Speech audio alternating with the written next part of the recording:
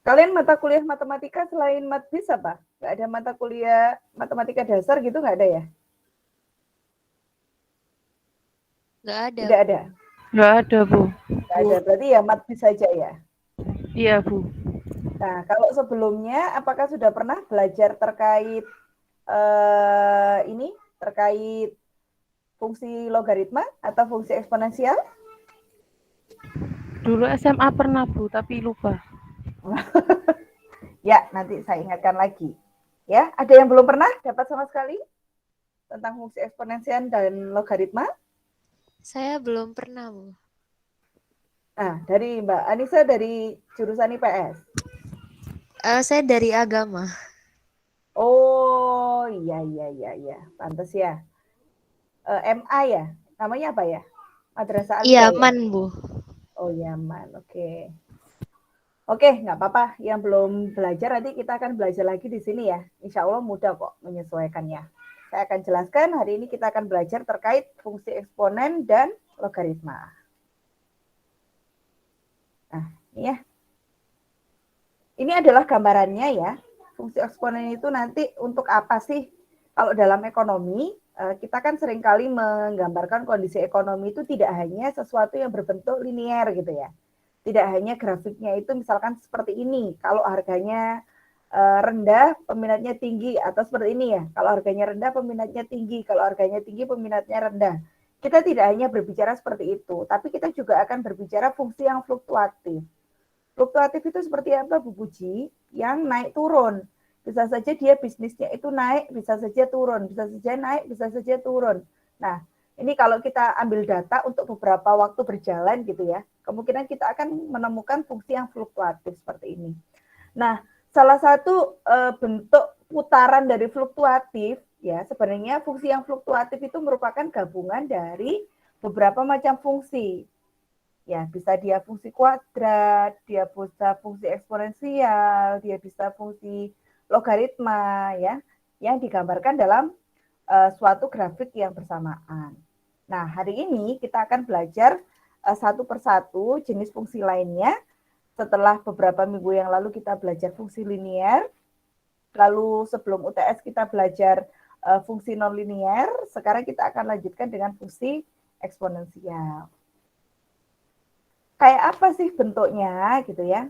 Saya yakin teman-teman pasti sudah pernah melihat ya, bentuk fungsi eksponensial itu seperti ini. Bu, ini kan ada pangkatnya, Bu. Bukannya ini fungsi berpangkat. Nah, ini kebalikan dari fungsi berpangkat. Kalau fungsi berpangkat itu kan X pangkat A ya. Jadi variabelnya itu yang dipangkatkan.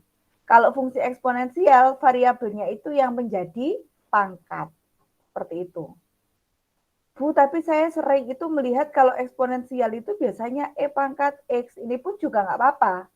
Pokoknya intinya untuk fungsi eksponensial itu variabelnya itu dia yang menjadi pangkat. Seperti itu. Dengan catatan, catatannya apa? Catatannya untuk konstantanya yang dipangkatkan itu dia haruslah lebih besar dari 0 dan tidak boleh sama dengan 1. Mengapa? Kalau satu dipangkatkan berapa aja, hasilnya juga satu. Satu mau dipangkatkan 1 miliar, hasilnya satu. Satu dipangkatkan nol, hasilnya satu. Satu dipangkatkan tak hingga, hasilnya satu. Maka tidak disarankan untuk nilai konstanta yang sama dengan satu. Dan di sini juga, mengapa Bu kok harus lebih besar dari nol? Ya karena yang dipangkatkan itu haruslah positif. Seperti itu. Konstanta fungsinya itu adalah positif. Diperbolehkan nilai X-nya itu yang negatif itu diperbolehkan sesuai dengan kasusnya. Tapi kalau untuk A-nya dia tidak boleh negatif. Seperti itu. Ya, sampai sini paham?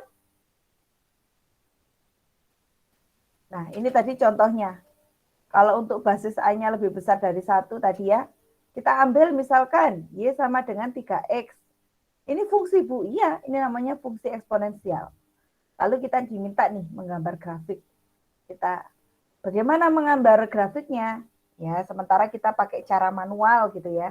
Kita ambil 3 titik dari negatif sebagai perwakilan. Kita juga akan ambil 3 titik dari positif sebagai perwakilan. Jangan lupa nolnya. Lalu kita substitusikan seperti biasa. Min 3 kita substitusikan hasilnya berapa. Kalau pangkat minus itu kan sama dengan 1 per ya. Mudah-mudahan masih ingat ya. Berarti 3 pangkat minus 3 itu sama dengan 1 per 3 pangkat 3.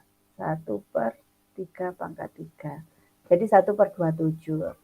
3 pangkat min 2 sama dengan 1 per 3 pangkat 2, 1 per 9. 3 pangkat min 1 sama dengan 1 per 3 pangkat 1, 1 per 3. Dan seterusnya. Nah, akhirnya kita kan dapat titik-titik. Berarti nanti kita gabungkan kan untuk menggambarkan fungsinya. Biasanya kan kalau kita membuat fungsi kan X, Y. Ya. X-nya adalah min 3, Y-nya adalah 1 per 27. Kita ambil titik. Oh, ini kira-kira. Terus yang kedua berapa? Yang kedua berarti min 2,1 per 9. Ya. Oh, ini titiknya. Lalu kemudian min 1,1 per 3. Dan seterusnya. 0,1 gitu ya. Dan seterusnya. Sehingga inilah kira-kira grafik yang dibentuk dari fungsi Y sama dengan 3 pangkat X. Kalau dalam ekonomi, apa sih Bu ini? Ini menggambarkan suatu kondisi tertentu, entah itu kondisi penjualan, entah itu kondisi penawaran, atau kondisi yang lainnya. Ya, misalkan apa, harga emas turun gitu ya misalkan. Dia akan semakin lama, misalkan, bukan harga emas turun, harga emas dunia ya. Harga emas dunia gitu ya. Dia kan harga emas kan seringkali melonjak ya, kayak kondisi yang tengah-tengah pandemi kemarin, emas yang biasanya 400, 600 tiba-tiba jadi 900 ya, kurang lebih seperti ini nanti kita akan menemukan grafiknya. Dan ini kalau kita memiliki beberapa fungsi yang digabung, ini bisa jadi nanti menjadi tambahan fungsi lagi, gini. Nah, kondisi yang seperti ini yang berulang-ulang ini yang dinamakan fluktuasi. Saya yakin ya teman-teman pasti sudah familiar dengan istilah fluktuasi ya. Gimana kondisi harga saham gitu misalkan, oh masih fluktuasi nih, fluktuasi naik, fluktuasi turun gitu ya, seperti itu. Sampai sini ada yang ingin ditanyakan? Paham ya? Ada yang ingin ditanyakan? Paham? Kalau paham saya lanjutkan. Ya. Nah, sekarang kalau basisnya antara 0 sampai 1. Tadi kan Bu Puji menyampaikan nggak boleh 1. Tapi kan boleh lebih besar dari 0. Artinya kan kita bisa ya ngambil dari 0 sampai 1 tapi tanda kurung. Ya, tanda kurung itu berarti 0-nya nggak ikut, 1-nya nggak ikut gitu ya. Misalkan kita pakai 0,2 pangkat X gitu ya. Dengan cara yang sama, kita akan mengambil Bu Puji ini kok sampai min 2, tadi Bu Puji sampai min 3. Ini terserah ya, semakin banyak ketelitiannya nanti akan semakin bagus. Min 3, min 2, min 1, 0, 1, 2, 3. Disubstitusikan seperti biasa. Lalu kemudian digabungkan seperti tadi. Dijadikan titik-titik, dan titik-titik itu digambarkan dalam suatu grafik. Oh, kurang lebih seperti ini. Nah, apa yang bisa disimpulkan dari bentuk tadi? Tadi kita melihat saat grafiknya, saat A-nya itu adalah lebih besar dari 1, ya, yaitu 3, grafiknya itu akan naik ke atas ya. Kan berkebalikan ya, kita kalau melihat. Tapi ketika kita ambil nilai A-nya itu kurang dari 1, lebih besar dari 0, 0,2, bentuk grafiknya itu malah menurun. Tadi naik, ya sekarang menurun. Ya, nah hal ini kita bisa melihat polanya akhirnya. Oh, ternyata ya, kalau misalkan saya lihat basisnya itu adalah lebih besar dari 1, dia kurvanya itu akan naik. Sebaliknya, ketika A-nya itu adalah kurang dari 1, yaitu suatu nilai yang lebih besar dari 0 dan kurang dari 1, ternyata kurvanya itu menurun. Oh, begitu. Nah, seperti itu. Ya, jadi ini bisa menjadi gambaran. Ya, silakan ada yang mau ditanyakan?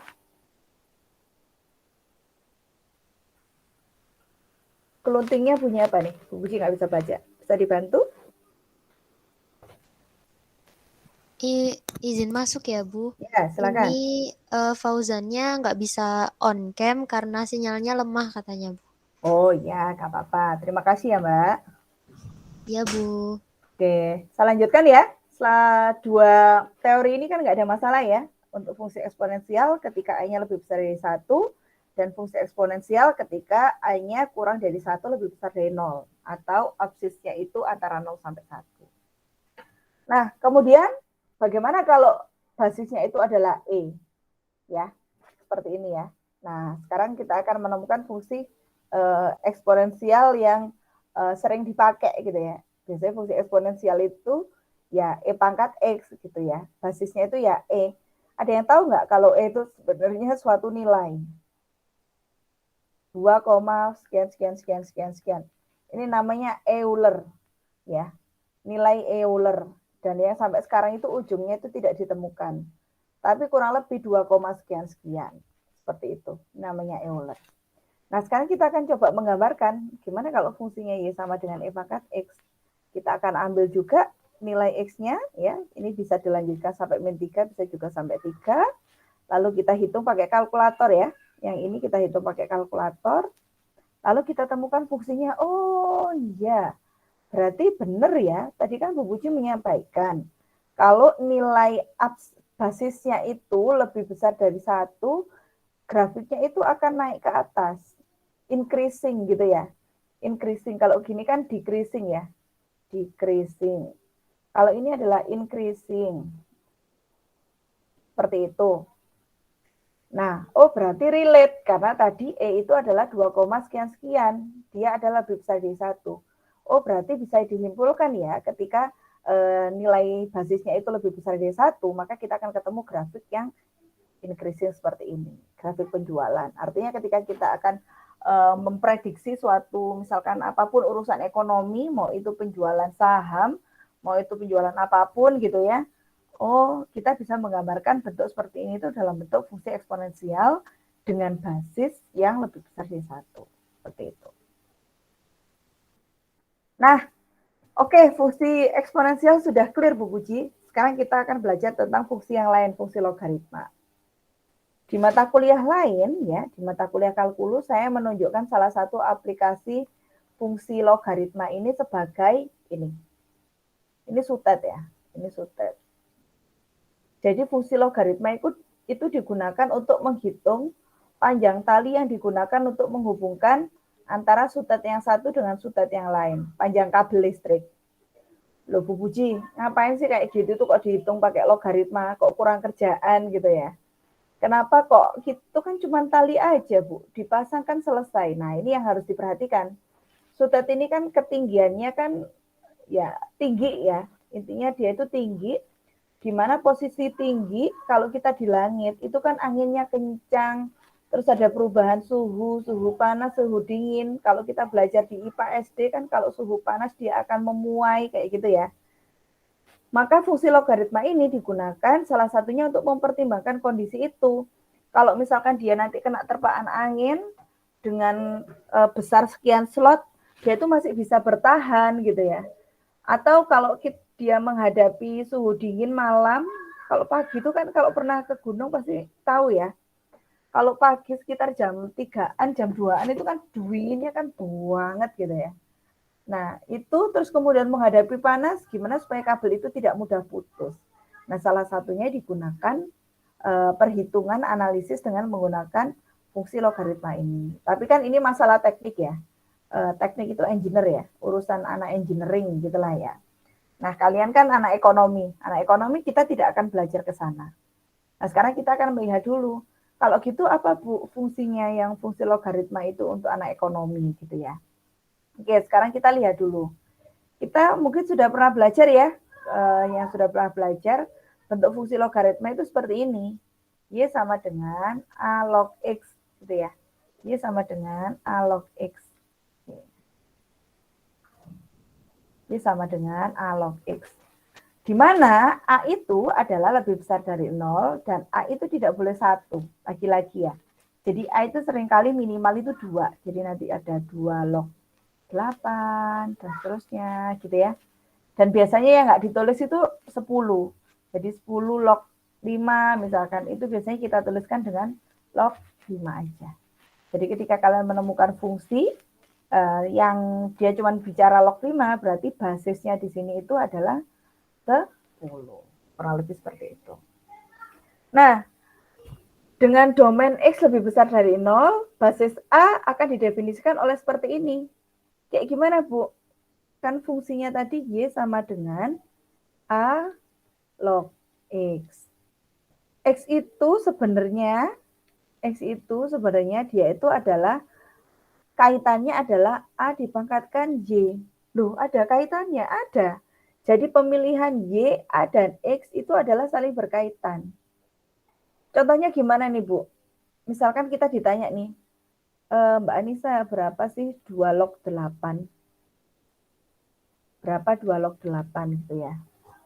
Nah, wah gimana caranya? Di sini kan dikatakan Bu Puji, kalau X itu 8, dia itu adalah A pangkat Y. A-nya itu 2, pangkat Y. Oh, berarti nanti hasil pemangkatannya itu ya jawabannya Y ini. Berarti apa caranya? Ya sudahlah, tak rubahnya jadi fungsi berpangkat. 8 itu 2 dipangkatkan berapa ya? Berapa? 8 itu 2 pangkat berapa? 3. 2 pangkat 3. Karena tadi disampaikan teorinya bahwa X ini tadi, X8 ini, merupakan A pangkat Y, ya, A pangkat Y, maka jelas bahwa 2 log 8 hasilnya adalah 3. Jadi hasilnya itu yang dipangkatkan ini, yang merupakan Y. Coba sih kita cek, misalkan, saya nggak percaya nih Bu Puji, coba saya cek, oke, saya cek, X-nya kan tadi 8, ya, A-nya kan 2, Y-nya 3. Benar nggak kalau 8 itu sama dengan 2 pangkat 3? Benar. Ya. Jadi ketika kita menemukan suatu masalah logaritma, ya, cara cepatnya kita cukup merubah fungsi yang ditanyakan X ini menjadi bilangan berpangkat di mana basisnya ini sebagai bilangan yang dipangkatkan. Jadi nanti kita harus melihat 2 pangkat berapa. Bu, kalau ininya 10 ya wes berarti 10 pangkat berapa. Kalau ininya 3 pangkat berapa dan seterusnya. Sampai sini ada yang tanyakan? Silakan, saya sambil ngopi ya.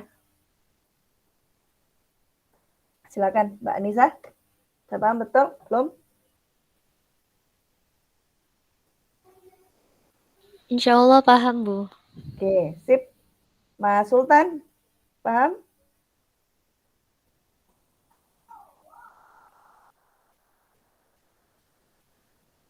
Mas Sultan? Izin masuk, Bu.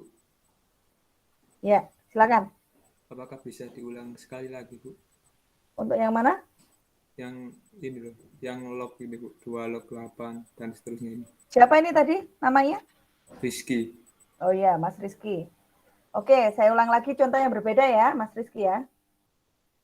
Saya akan kasih contoh yang berbeda.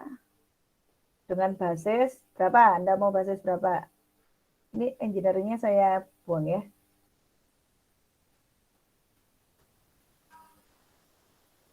Nah, tambah oret-oret Mas Rizky. Ya. Ini kalau di sana kelihatan nggak saya ngapus, ada bentuk hapusnya itu?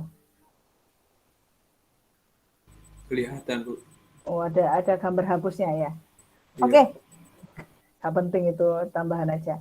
Sekarang saya coba ganti soal lagi supaya Mas Rizky lebih paham. Misalkan saya buat yang gampang gini ya. 10 log 100 gitu ya. Tapi biasanya kan nggak ditulis ya Mas ya. Kalau 10 ya. Jadi kalau Anda ketemu log 100 itu berapa? Kita tahu bahwa pertama yang nggak ditulis itu pasti dia basisnya adalah 10. Jadi ketika kita menemukan soal yang tidak ditulis basisnya, dia pasti di sini itu adalah sebenarnya 10. Nah, teori tadi disampaikan bahwa kalau kita untuk menentukan sebenarnya kaitan antara basis dan yang lainnya, itu X sama dengan A pangkat Y. X-nya mana, Bu? Ini X-nya. A-nya mana, Bu? Ini A-nya. Y-nya mana, Bu? Y-nya di sini yang ditanyakan. Ya, jadi bagaimana kita menentukan Y? Untuk menentukan Y, maka kita perlu merubah nilai X ini sebagai fungsi basis yang dipangkatkan. Sehingga pangkatnya ini adalah hasil jawabannya Y. Berarti ya apa, Bu? Ya udah, yang X ini kita rubah jadi bentuk berpangkat. Jadi, log 100 itu sama dengan log 10 pangkat 2. Bu Puji, kenapa kok di sini Bu Puji kok memilih 10 pangkat? Kenapa bukan 2 pangkat? Kenapa bukan 3 pangkat? Karena saya menentukan basisnya di sini, Mas Rizky. Karena di sini basisnya Bu Puji menuliskan 10, maka bilangan yang saya pangkatkan adalah 10. Bergantung dari basisnya. Begitu juga pada kasus yang ini. Karena dia ini basisnya adalah 2, maka 8 ini saya rubah menjadi bilangan 2 dipangkatkan berapa. Kalau nanti saya menulis 3 log, gitu ya, sekian. Maka sekian ini nanti akan kita ganti dengan 3 pangkat berapa. Seperti itu. Paham ya? Nah, sama dengan hasilnya itu, karena teorinya X sama dengan A pangkat Y, maka hasilnya adalah yang dipangkatkan ini. Dia adalah 2. Sampai sini ada yang ingin tanyakan? Mas Rizky sudah paham? Ya, sudah Bu. Terima kasih. Oke, sip. Sama-sama. Ada lagi? Ada lagi yang belum paham? Nanti akan kita kaitkan dengan urusan matematika bisnis ya. Ini kita belajar dasarnya dulu. Sudah paham? Kalau sudah paham saya lewati. Saya lanjutkan. Nah, ini logaritma umum ya. Tadi saya sampaikan, terus kemudian ini saya hapus dulu aja semua. Oke, ini ya. Logaritma umum, ini log X tadi yang tidak dituliskan, dia itu sebenarnya 10 log X. Ada juga yang disebut logaritma natural. Logaritma natural itu diganti dengan ln X gitu ya. Kalau kita menyebut logaritma natural, maka dia akan dituliskan dengan ln X. Apa artinya? Basisnya itu E. Jadi kalau kita bicara, ada loh ternyata yang namanya ln X. Kalau kita bicara ln X itu dia sebenarnya adalah log X dengan basis E. Jadi nanti X-nya itu adalah E pangkat sekian gitu. Ya. Seperti itu. Nah, ini contoh-contohnya kaitan antara bentuk logaritma dan eksponensial ya. Kalau logaritma kita akan bertemu kayak gini. Ini tadi contoh yang saya sampaikan ke Mas Rizky ya. 10 log 100 sama dengan 10 log 10 pangkat 2 sama dengan 2. 10 log 0,1 Bu, gimana ini 0,1? 0,1 itu 0,1 itu kan kalau kita tuliskan sama dengan 1/10 ya. Kalau 1/10 itu kan berarti kalau perperan itu pangkatnya minus. Berarti 1/10 sama dengan 10 pangkat min 1. Sehingga hasilnya adalah 1. Ya, 2 log X sama dengan Y, A log 1 sama dengan 0. Bu, kenapa kok ini A log 1 sama dengan 0? Nah, kita bawa lagi. A log 1 sama dengan 0. Tadi kan katanya Bu Puji kita harus merubah nilai 1 itu sebagai A pangkat. Ya. Nah, sekarang kita pikirkan A pangkat berapakah yang hasilnya adalah 0? Tadi saya sampaikan, ketika bilangan berapapun kita pangkatkan 0, maka hasilnya adalah 1. Maka 1 ini diperoleh dengan memangkatkan basisnya adalah A, dipangkatkan terhadap 0, sehingga hasilnya adalah 0. Begitu juga dengan ini ya, gampangnya saya rasa A log A sama dengan, berarti kan A log A pangkat 1 ya, berarti hasilnya adalah 1. Kalau bentuk eksponensial Bu, ya tinggal kita hitung aja gantinya. Tadi Bu Puji bilang kan eksponensial itu kan suatu basis dipangkatkan X gitu ya. Kita asumsikan aja, misalkan kita temukan X-nya 2, gitu ya, 10 pangkat 2, 100. 10 pangkat min 1, 0,1. 2 pangkat Y sama dengan X. A pangkat 0 sama dengan, ini bentuk semuanya ini adalah bentuk fungsi eksponensial atau bentuk eksponensial. Yang sebelah kiri, Dia adalah bentuk logaritma. Sampai sini ada yang ingin tanyakan?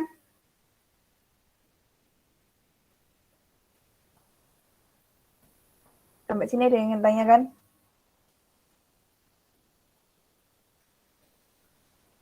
Sudah paham semua? Insya Allah, Bu. Insya Allah, alhamdulillah. Nanti kita akan cerita-cerita soal UTS ya setelah ini nanti. Oke. Ini beberapa contoh juga saya rasa masih sama ya. Nah, ini contohnya. Kita diminta menggambarkan bentuk logaritma. Saya rasa sama caranya. Y sama dengan 2 log 2. Nah, ingat. Nah, ini ya. Ini kaitannya ya. Kaitan antara bentuk logaritma dan bentuk eksponensial. Kalau kita buat dalam grafik, lalu kita gambarkan dengan pencerminan, jadi bentuk logaritma dan bentuk eksponensial itu saling mencerminkan. Misalkan kayak gimana, Bu? Iya, ini pencerminan itu terhadap Y sama dengan X. Misalkan bentuk logaritmanya, eksponensialnya itu kayak gini. Nanti bentuk logaritmanya itu pun juga akan kayak gini. Kayak gitu. Jadi dia itu saling mencerminkan. Kondisinya seperti itu. Nah, makanya di sini digambarkan demikian. Y sama dengan 2 log X, maka X itu sebenarnya 2 pangkat Y. Ngerti ya? Ini kan teorinya tadi ya. Teorinya gini. 2 log Y sama dengan 2 log X sama dengan Y. X ini adalah 2 dipangkatkan ini. Ya kan ya? X sama dengan 2 pangkat Y. Nah, ini kan sebenarnya teori dari logaritma tadi, Bu. Nah, kalau kita sadari, dia itu loh, bentuknya itu loh eksponensial. Dia adalah basis, dia adalah variabel. Jadi yang jalan itu variabelnya. Oh iya ya.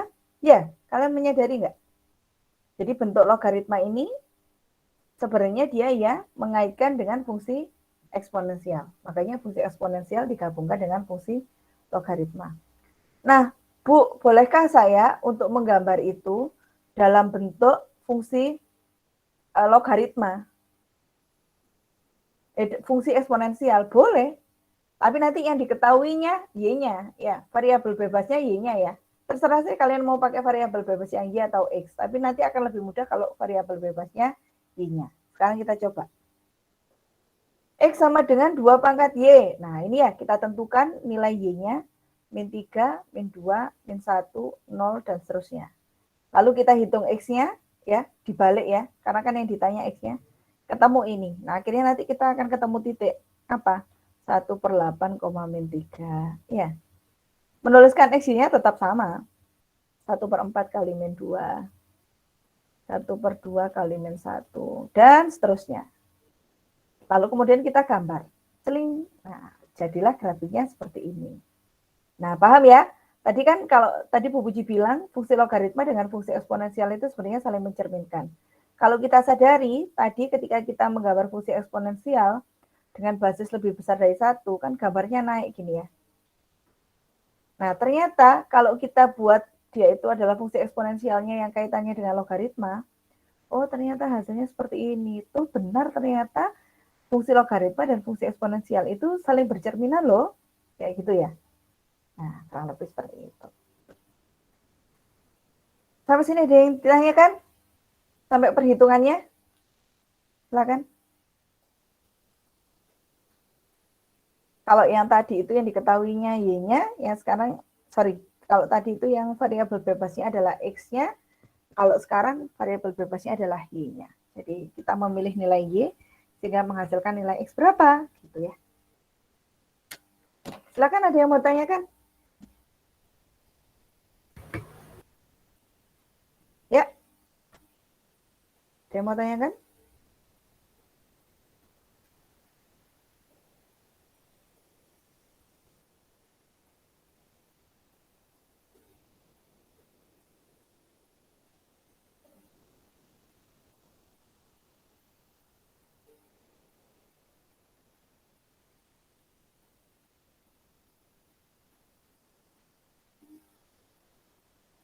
Aman?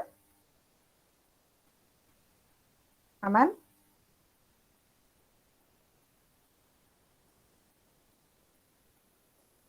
Kalau aman saya lanjutkan. Ya. Saya lanjutkan, ini adalah aturan-aturan pada fungsi logaritma. Jadi misalkan kita menemukan fungsi logaritma A log XY gitu ya. Perkalian pada bagian ini bisa dirubah menjadi penjumlahan. Jadi A log XY sama dengan A log X ditambah A log Y. Lalu kemudian A log X per Y, kalau pembagian itu dirubah menjadi pengurangan. A log X pangkat N dapat dirubah menjadi N-nya dibawa ke depan. Set. N dikalikan A log X. Kalau A log X aja, Bu, saya pengen mengganti basisnya. Bisa nggak saya rubah basisnya? Bisa, atau dikaitkan dengan yang lain gitu ya. Dia ketemu sama yang lain, jadi bentuk A log X itu sama dengan A log C dikalikan C log X. Ini kayak gimana sih, Bu? Misalkan kita menghadapkan soal kayak gini. 2 log 3 dikalikan 3 log 8 berapa? Nah, kita lihat. Di sini sama-sama C. Di sini sama-sama 3. Bentuk ini dapat kita rubah jadikan 1 menjadi 2 log 8. Jadi ini luruh, tinggal 2 log 8. Paham ya? Kurang lebih kayak gitu ya. Lalu kemudian logaritma itu juga bisa dibalik. A log X itu bisa jadi X log A tapi di 1 per. Jadi misalkan kita ketemu, mana dia? 2 log 3, ya, itu sama dengan nilainya 1 per 3 log 2. Kayak gitu. Kapan, Bu, biasanya kita akan memakai seperti ini? Misalkan yang diketahui ini, kita ditanya ini. Kan kita nggak ngerti nih, kalau mau menghitung manual kan berapa, bingung. 3 itu 2 pangkat berapa, susah, Bu Puji. Ya sudah, kita bisa gunakan sifat ya, bahwa 2 log pangkat 3 itu sama dengan 1 per 3 log pangkat 2. 3 log 2. Seperti itu. Kemudian sifat yang selanjutnya, kalau bentuk seperti ini, A log E, dia bisa dirubah menjadi 1 per E log A. Dan ingat, tadi logaritma yang basisnya E, dia adalah logaritma natural. Jadi dia bisa dirubah menjadi 1 per ln A. Kurang lebih seperti itu sifatnya. Ada yang ingin tanyakan?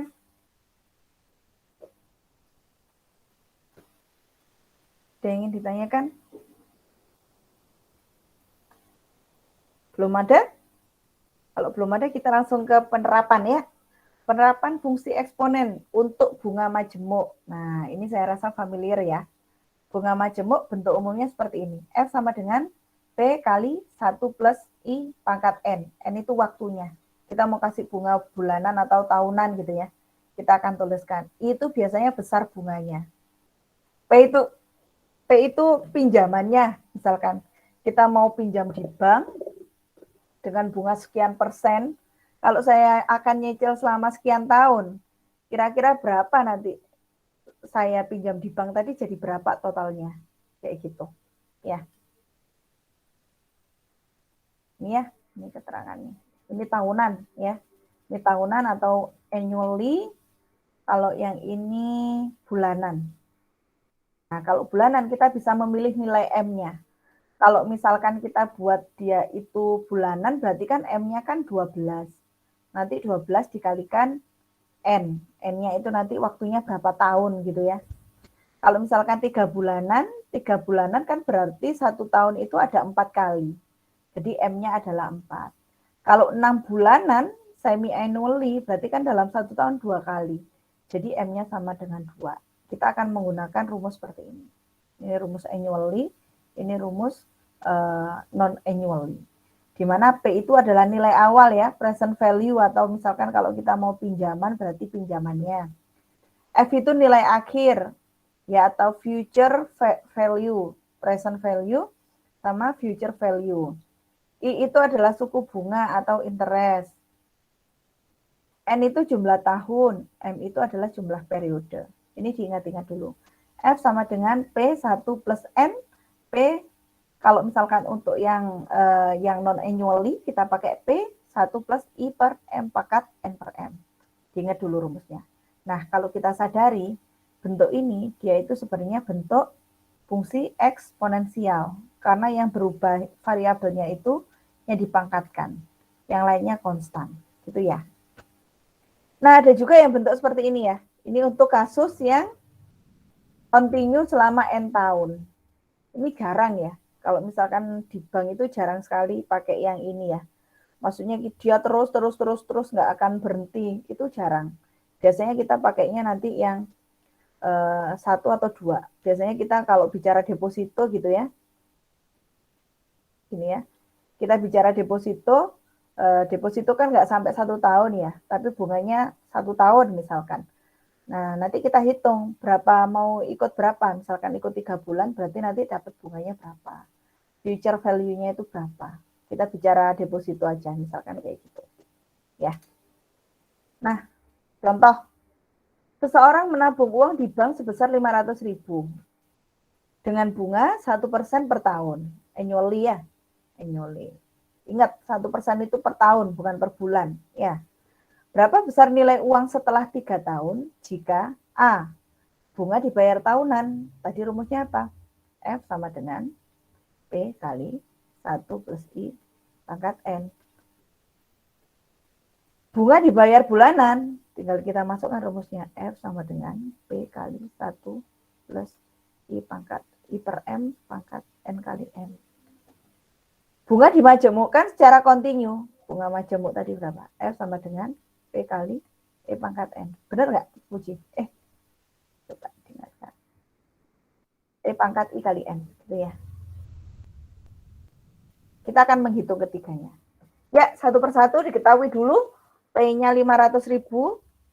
I-nya adalah 1%. 1% itu kita tuliskan 0,01 per tahun. Ingat per tahun.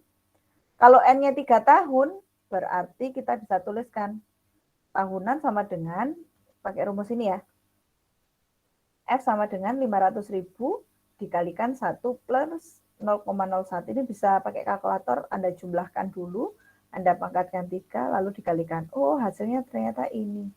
Dikit amat ya. Jadi selama 3 tahun, uang yang 500.000 tadi menjadi 515.150,5 rupiah. Kalau bunganya dibayarkan 3 bulanan, Bu. Kalau bunganya dibayarkan 3 bulanan, berarti 500.000 dikalikan 1 plus 0,01 I-nya dibagi periodenya berarti 4 ya. Kalau 3 bulanan kan M-nya adalah 4 karena 1 tahun ada 4 kali. Dikalikan N kali M. Ini bisa pakai kalkulator. 0,01 Anda bagi 4, Anda tambahkan 1. Ingat ya, ngitungnya ya, jangan salah ya. Yang ini itu, saya kasih tanda. Ngitungnya jangan sampai salah. Ngitungnya ini diselesaikan dulu pokoknya. Jadi kalau yang sekiranya yang di dalam lingkaran ini belum selesai, Anda selesaikan dulu. 0,1 Anda bagi dengan 4 dulu. Hasilnya ditambah dengan 1. Nah, nanti ketemu suatu nilai misalkan cinta. Cinta ini Anda pangkatkan 3 kali 4, 12. Kalau sudah ketemu hasilnya, Anda kalikan dengan 500.000. Sehingga diperoleh hasil ini. Seperti itu. Jadi jangan salah, nanti Anda 500.000 dikalikan 1 tambah ini dulu terus dipangkatkan. Salah, nggak boleh kayak gitu ya. Nggak boleh 500.000 dikalikan dalam kurung dulu baru dipangkatkan. Salah. Jadi yang di dalam kurung ini diselesaikan terlebih dahulu, dipangkatkan, baru dikalikan 500.000. Seperti itu. Cara soal yang ketiga saya rasa juga sama ya. Jadi untuk yang ini kita selesaikan terlebih dahulu. E ini di kalkulator saintifik ada ya. E dipangkatkan dulu 0,01 dikalikan 3. Hasilnya kita kalikan 500.000. Jadi kira-kira kita akan temukan hasilnya ini. 515.227,3. Seperti itu. Ada yang ditanyakan untuk hitungannya?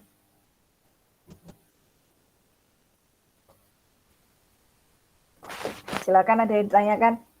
Apa terlalu mudah?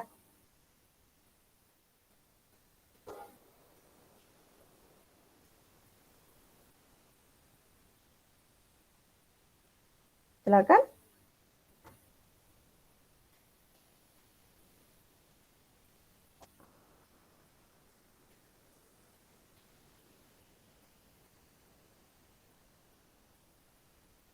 Silakan, ada yang mau ditanyakan? Suara saya masih terdengar enggak?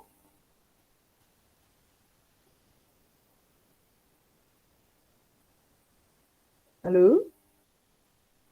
Dengar, Bu. Oke, berarti emang nggak ada yang tanyakan ya? Iya, Bu. Soal lagi aja, Bu. Oke, soal lagi. Sampai ketagihan ya.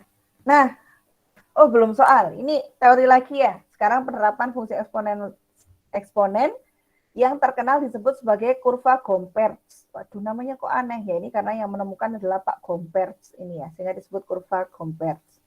Kalau yang menemukan Pak Sultan berarti kurva Sultan gitu ya, kurang lebih kayak gitu. Nah, fungsi ini menggambarkan perkembangan yang lambat waktu mulai tumbuh dan waktu mendekati asimtot. Asimtot ya, saya kemarin sempat bicara asimtot. Asimtot batas pertumbuhan. Fungsi ini dinyatakan sebagai berikut. Misalnya kita berbicara tentang pertumbuhan penduduk ya. N sama dengan C kali A pangkat RT. N itu jumlah penduduk pada tahun T. R itu tingkat pertumbuhan. Tingkat pertumbuhan itu antara 0 sampai 1 ya. A itu adalah proporsi pertumbuhan awal. Jadi jumlah penduduk awal itu berapa? Terus C itu tingkat pertumbuhan dewasa atau asimtot tertinggi, nanti diketahui ya. T itu jumlah tahun, kita mau lihat perkembangannya selama berapa tahun. Nah, yang perlu kita ketahui, sifat utama dari fungsi Gompertz ini digambarkan dengan dua jenis kurva. Ada kurva tipe 1 dengan nilai A itu antara 0 sampai 1 per E, dan kurva tipe 2 nilai A-nya itu antara 1 per E sampai 1. Ingat ya. 0, A-nya dari 0 sampai 1 per E. Yang ini 1 per E, A-nya antara 1 per E sampai 1. Kurang lebih seperti itu. Nah, ini gambarnya. Ini yang namanya kurva Gompertz tipe 1, tipe 2. Nanti mau digunakan pakai apa, Bu? Ya, nanti kita akan gunakan kurva Gompertz tipe A, di tipe 1, tipe 2 gitu ya. Bergantung dari nilai A-nya. Ini. Ya. Lebih kayak gitu. Contoh, mana contohnya? Perusahaan MQ Enterprise merupakan produsen produk VCD penyejuk kolbu yang sudah beroperasi selama 3 tahun. Ini N-nya, ya, N. Bukan NT ya, sorry, T. Produksi awal perusahaan sebanyak 3.200 buah. Ini A kayaknya ya. Saya kok lupa. Produksi awal. Ya, A ya. Terjual laris di pasar. Jika tingkat rata-rata pertumbuhannya per tahun kira-kira 22%, ini tadi apa? C. Pertumbuhan per tahun. R besar. Ya, tingkat pertumbuhan per tahun itu adalah R besar. Dengan batas maksimum produksi, asimtot tadi apa? Ayo bisa dibantu C ya? C, Bu. C. Hitunglah berapa jumlah produksi VCD pada tahun ketiga. Berarti T-nya 3 dan analisislah. Oke, berarti kita pakai tipe yang berapa? Kita pakai tipe berapa?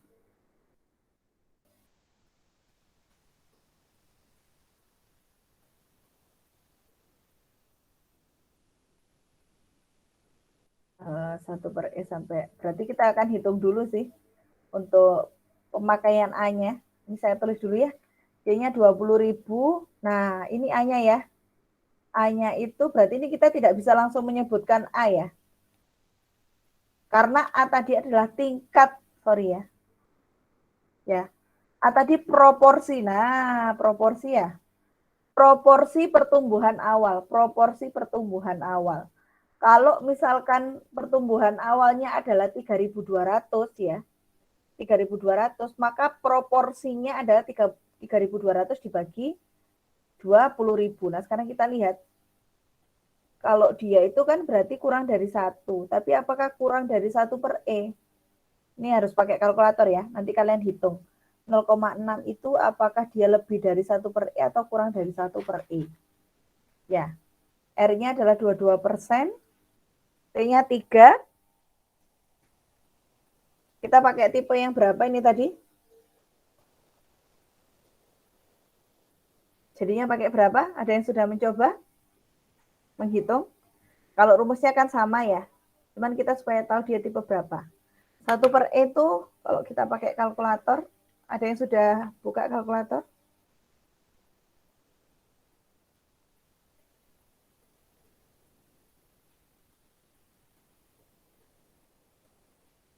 Nol koma 367. Ya. 1/E itu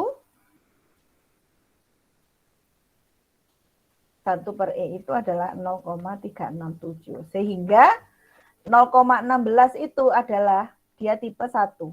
Ya. Tipe 1. Oke, tipe 1 kita buat catatan dulu. Lalu kita hitung rumusnya N sama dengan C kali A kali R. C kali A pangkat RT. C-nya 20.000, A-nya adalah 0,16 pangkat R-nya adalah 22%. 22%, hati-hati ya. 22% itu sama dengan 22 dibagi 100. Sama dengan 0,22. Ya, di sini 0,22. Dikalikan T-nya adalah 3. Ya, kita hitung. Ini kita pangkatkan terlebih dahulu. Hati-hati ya ngitungnya ya. Sekali lagi saya ingatkan, hati-hati menghitungnya. Ini dipangkatkan terlebih dahulu. Hasilnya dikalikan 20.000. Bukan 20.000 kalikan 0,16 dipangkatkan. Salah. Ya. 0,16 dulu dipangkatkan ini, lalu hasilnya dikalikan 20.000. Kurang lebih hasilnya seperti ini. Jadi penjualan VCD pada tahun ketiga kurang lebih 5967 buah. Kurang lebih seperti itu. Nah, analisisnya kita harus bisa menceritakan. Berarti dengan produksi awal sebesar 3.200 buah, dengan rata-rata pertumbuhan 22% per tahun, maka kira-kira produksi pada tahun ketiga itu akan menghasilkan sejumlah 5.967 buah. Jumlah produksi tahun ketiga masih di bawah produksi maksimum perusahaan, yaitu 20.000 buah. Kayak gitu. Ya, nanti Anda harus bisa ya membuat analisisnya. Sampai sini ada yang mau ditanyakan? Sampai sini ada yang mau tanyakan? Silakan. Saya tunggu.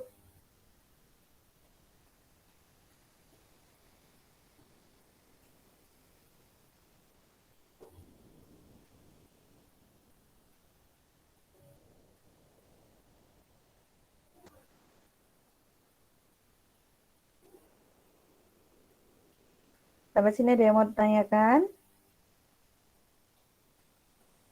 Lalu? Dijawab dong. Ada yang ditanyakan nggak? Enggak, Bu. Enggak, oke. Kita lanjutkan ya. Nah, ini adalah penerapan fungsi eksponensial lain yang disebut sebagai kurva belajar atau learning curve, gitu ya. Langsung saja saya rasa metode ini lebih banyak digunakan ke dalam penerapan ekonomi untuk menggambarkan perilaku produksi dan biaya dalam hubungannya dengan variabel waktu. Nah, ini adalah rumusnya. Y sama dengan C dikurang A kali E pangkat min KX. Di mana C, A, dan K adalah konstanta positif, Y adalah keaktifan belajar, dan X adalah variabel pendorong. Ya, sekarang kita langsung ke contoh. Ini kira-kira kurvanya. Ya, perilaku produksi dan biaya dalam hubungannya dengan variabel waktu. Oke, contoh. Oh, sebentar. Masih ada penjelasannya lagi ya. Perilaku produksi. Kita tahu kalau kita untuk menghitung perilaku produksi, kita bisa menggunakan rumus seperti ini. P sama dengan PM min PS E pangkat min RT. P itu adalah produksi per satuan waktu setelah T satuan waktu. PM itu adalah kapasitas produksi maksimum. Ya, M ini maksimum, bukan periode ya. PS ini adalah sisa kapasitas produksi pada permulaan kegiatan produksi. S ya. M ini adalah maksimal, S itu adalah awal produksi saat T0. T itu adalah indeks waktu, R itu tingkat pertumbuhan penduduk. Ini nanti kalau ujian ya bisa open book lah ya. Bisa open resume karena banyak sekali rumusnya. Nah, selain perilaku produksi kita juga mempelajari perilaku biaya. Karena tadi kan kita bilang kurva belajar itu kita di sana akan mempelajari hubungan antara perilaku produksi dan perilaku biaya gitu ya dalam waktu tertentu. Untuk perilaku biaya rumusnya itu kurang lebih sama dengan perilaku produksi ya. Cuma didefinisikan dengan C, cost gitu ya.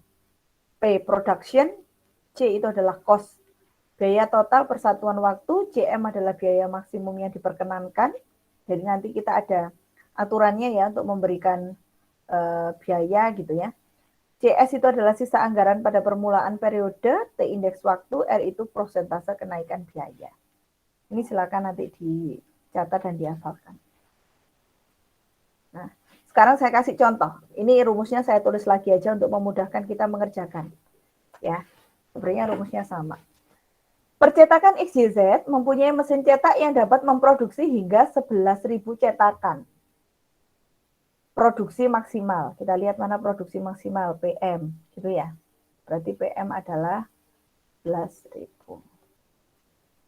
Pada awal produksi, optimalisasi produksi diperkirakan baru sekitar 70% dari kapasitas yang tersedia. Jadi nanti kita hitung dulu.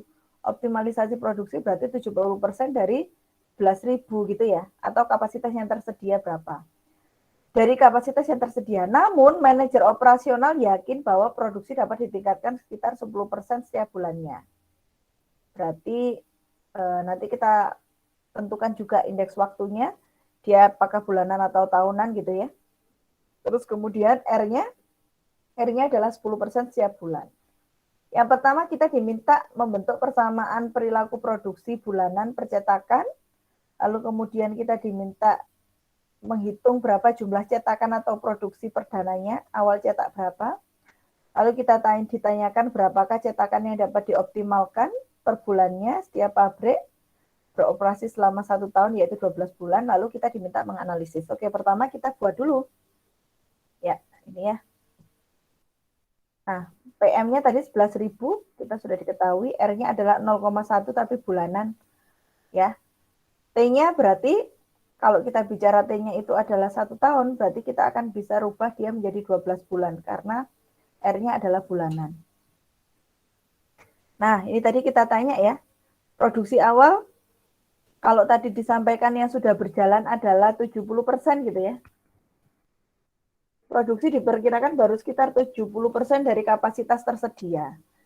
Berarti produksi permulaannya 100% dikurangkan 70% gitu ya.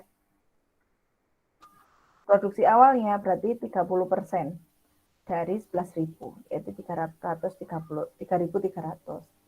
Nah, kita akan membuat persamaan produksi, masih ingat ya, P sama dengan PM min PSE pangkat RT. PM-nya adalah 11.000, PS-nya adalah 3.300, E-nya tetap E, pangkat R-nya adalah 0,1 T. Ini adalah persamaan umum. Belum kita masukkan Bu T-nya belum, karena yang ditanya hanya persamaan umum. Pertanyaan kedua, jumlah perdana cetakan atau produksi. Berarti saat T pertama. Kalau kita bicara perdana itu berarti kan cetakan pertama. Maka T-nya sama dengan bentar. Kok ini jadi 70% tadi ya? Oh, disampaikan tadi ya.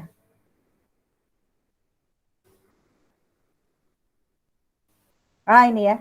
Benar. Pada awal produksi, berarti cetakan perdananya itu ini. Pada awal produksi, kita tidak perlu masukkan ke persamaan, kita langsung masukkan waktu awal produksi 70%. Jadi kita hitung saja 70% kali 11.000. 7.700 cetakan. Jumlah cetakan yang dapat dioptimalkan setelah 1 tahun, berarti kita pakai persamaan fungsi ini dengan merubah T-nya adalah 12 bulan. Kayak gini ya. Ini dihitung, jangan lupa menghitungnya. Ini dihitung dulu, dikalikan 3.300, kemudian hasilnya 11.000 dikurangkan hasil ini tadi. Maka hasilnya kurang lebih seperti ini. Karena kita bicara sesuatu produksi yang bulat, maka ini kita akan bulatkan ke bawah ya, menjadi 10,006. Kenapa dibulatkan ke bawah, Bu? Karena yang selanjutnya ini 0. Kita ada aturan pembulatan ya. Kalau ini misalkan lebih dari 5, kita bisa bulatkan ke atas. Kayak gitu. Sehingga hasilnya ini. Lalu kita diminta menganalisis Analisisnya gimana? Itu terserah kalian sih sebenarnya bagaimana Anda menceritakan gitu ya. Hasil cetakan yang dapat dioptimalkan setelah 1 tahun adalah sebanyak 10.006 cetakan, di mana dari 7.700 cetakan pada awal produksi.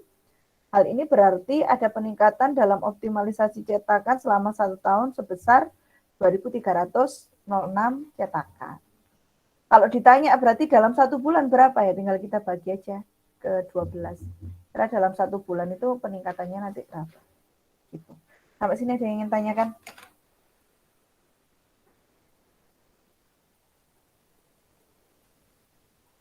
Sampai sini ada yang tanyakan? Ya, siapa?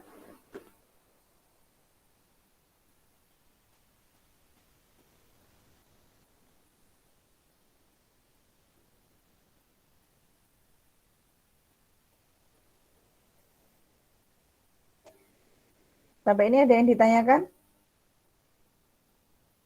Enggak, Bu. Sudah. Enggak, Bu. Sip, mantap ya. Nanti bisa diulang-ulang ya kalau belum paham ya. Oke, ternyata udah selesai ya. Untuk minggu ini belum ada tugas, nanti kita gabungkan saja tugasnya dengan minggu yang lalu ya. Karena tugas-tugas yang kemarin saya juga masih belum sempat koreksi. Kalimat motivasi yang terakhir dari Brian Dyson ya. Janganlah pernah menyerah ketika Anda masih mampu berusaha lagi. Tidak ada kata berakhir sampai Anda berhenti mencoba. Ini kalimat motivasi untuk saya juga ini ya. Oke, saya rasa cukup perkuliahan saya hari ini. Ada lagi yang mau didiskusikan? Sudah, Bu. Enggak. Oke. Kalau tidak ada yang didiskusikan, absennya nggak masalah ya? Sudah absen semua ya? Sudah, Bu. Oke, sip. Ya sudah, kalau sudah tidak ada yang didiskusikan, bisa saya akhiri kuliahnya. Mohon maaf, hari ini tidak ada tugas ya. Kalian bisa santai-santai. Insya Allah minggu depan nanti saya kasih latihan soal yang berkaitan dengan materi minggu depan juga. Dan minggu depan kan kita sudah mulai kuliah hybrid ya. Tadi saya sampaikan sekali lagi kalau yang matbis karena peminatnya hanya kalau nggak salah 4 orang atau 6 orang, jadi tidak diselenggarakan. Tapi nanti kalau misalkan pengen ketemu Bu Puji ya, mau ke kantor, silahkan ya kalau mau tanya ya, karena Bu Puji mulai minggu depan ngantor, seperti itu. Oke, kalau nggak ada yang ditanyakan, saya akhiri perkuliahan hari ini. Terima kasih atas kehadirannya. Semoga apa yang kita pelajari hari ini bermanfaat. Ya, sampaikan salam hormat saya untuk kedua orang tua kalian. Saya akhiri. Assalamualaikum warahmatullahi wabarakatuh. Waalaikumsalam. Waalaikumsalam. Terima kasih, Bu. Sama-sama. Saya lupa belum stop recording. Saya stop dulu. Bisa meninggalkan tempat ya.